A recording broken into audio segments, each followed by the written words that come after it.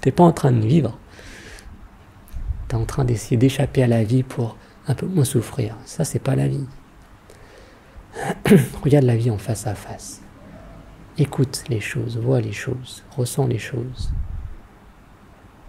Sans y ajouter tout ce narratif. La seule raison pour laquelle tu n'es pas heureux et en paix, c'est parce que tu es en train de batailler avec toi-même dans la tête. S'il n'y a personne qui est en train de se battre dans la tête, alors il y a juste une paix. Et là tu pourrais dire, mais non, je me bats pas avec moi-même, je me bats avec ce monde qui est complètement fou. Mais réalise que ça c'est fou. Si tu es en paix avec toi-même, qu'il y a une paix intérieure, alors peu importe ce qui se passe dans le monde, tu verras comme des faits.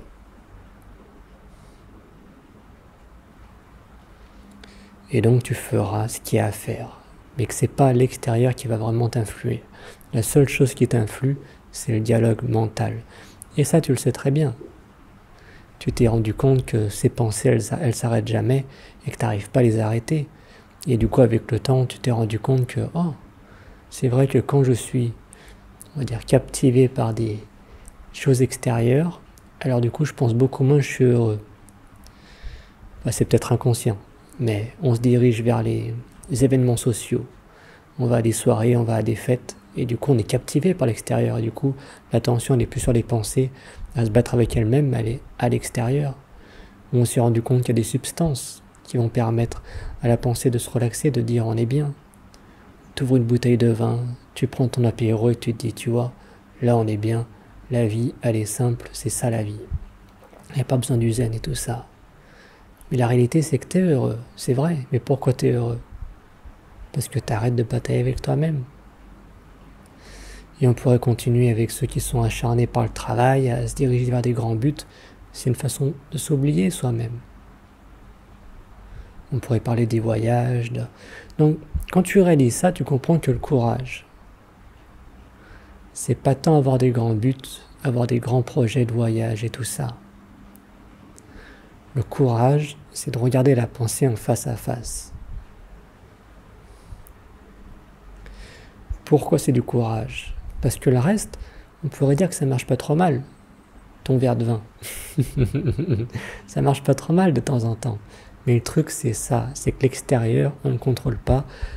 C'est que, mettons même la passion, t'es un pianiste. Quand tu fais du piano, tu te sens bien, tu te sens apaisé. Mettons, tu te casses un doigt. C'est fini. L'alcool, c'est la même chose. Tu bois ton verre de vin, d'accord. Maintenant, t'en bois 10. On sait comment ça tourne. C'est qu'il n'y a rien qui est stable une fois que tu as accordé ta paix intérieure à l'extérieur. Jamais. Et du coup, ça demande du courage de sortir de tes habitudes, de partir dans des distractions et tout ça pour être heureux. Ça demande du courage de regarder en face à face la pensée et de commencer à méditer. Et méditer, il n'y a rien de plus simple. On ne nous l'a jamais dit. C'est que tu as juste à t'asseoir, le dos droit si tu peux. Et pendant 5-10 minutes, tu observes ces pensées qui passent sans bouger de ta chaise. Ça veut dire n'importe quoi, mais tu continues de rester.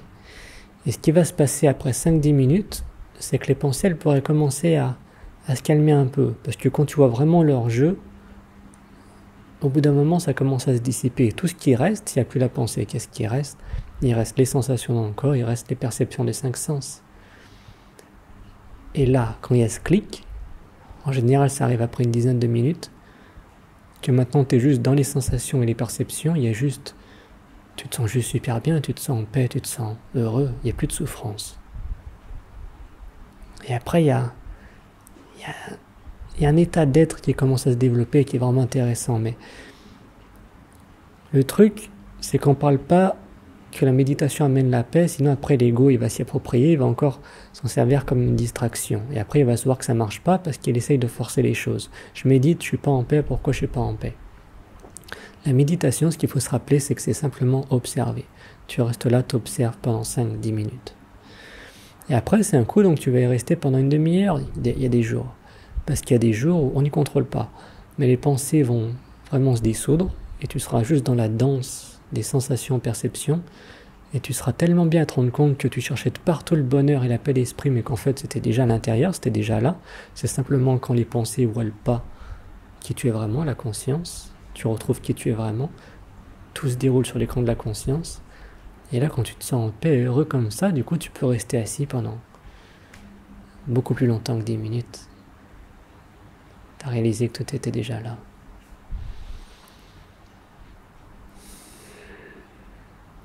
Et après, il y a des jours, après 5-10 minutes, c'est toujours autant agité, mais c'est pas grave. Parce que tu commences à percevoir ce jeu mental, que le chaos, c'est pas l'extérieur, le chaos, c'est la pensée elle-même.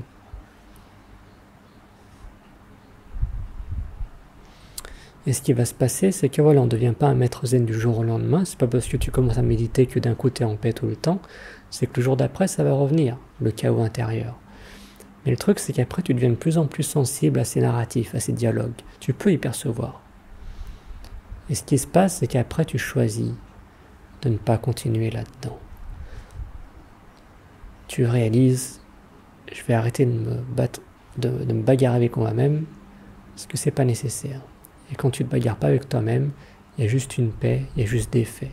Et après, on fait ce qu'il y a à faire, on fait ce qu'on peut. Mais qu'on est bien, ça suffit.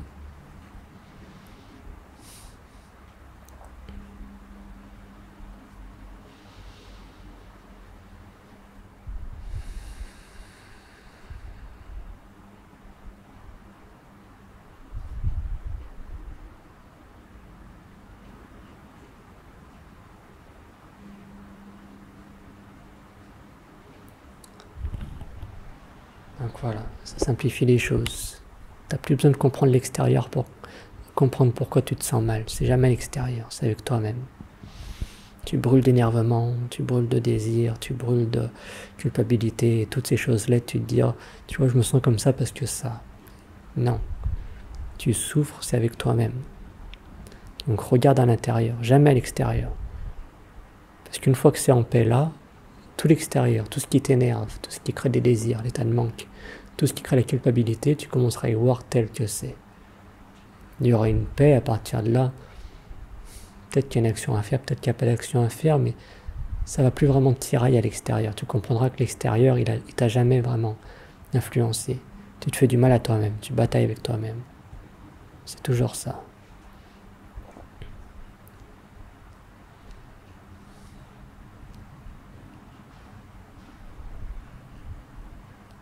Et que honnêtement, si tu commences pas à méditer, ça sera dur de s'en rendre compte parce que sinon, qu'est-ce qui se passe?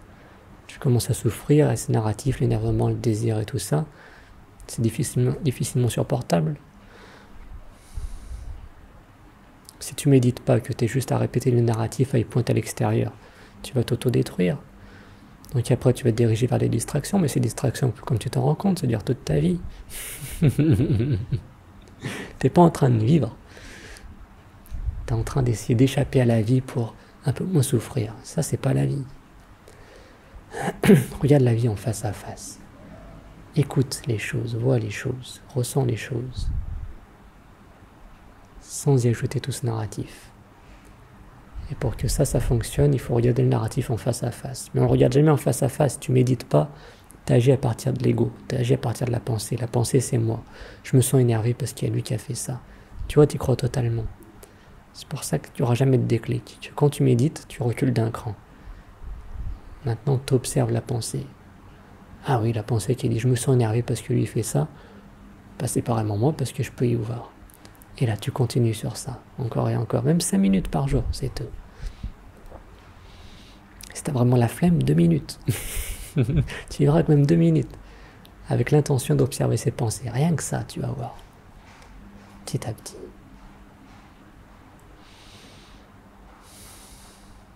Il n'y a que comme ça qu'on pourra améliorer la société où on est. Parce que si les actions viennent d'une agitation, d'une frustration intérieure, c'est tout. Ça ne repose pas sur du solide. Il faut revenir sur les fondations. Paix intérieure. Et à partir de là, on agit. À partir de là, on va faire la fête, on va faire des soirées, on va faire des marches à pied, on va faire du piano, on va faire toutes ces choses-là. Mais c'est pas l'extérieur qui nous rend heureux. On est heureux et on le partage. Et ça change tout.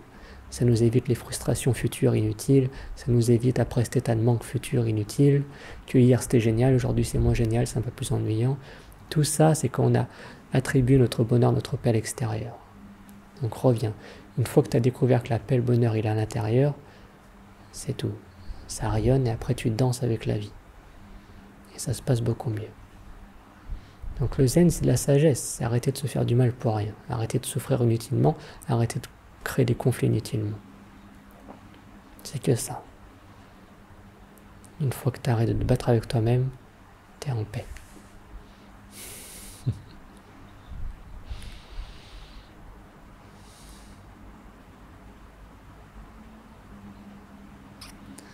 Donc tout ça, c'est ce qu'on voit dans ces vidéos.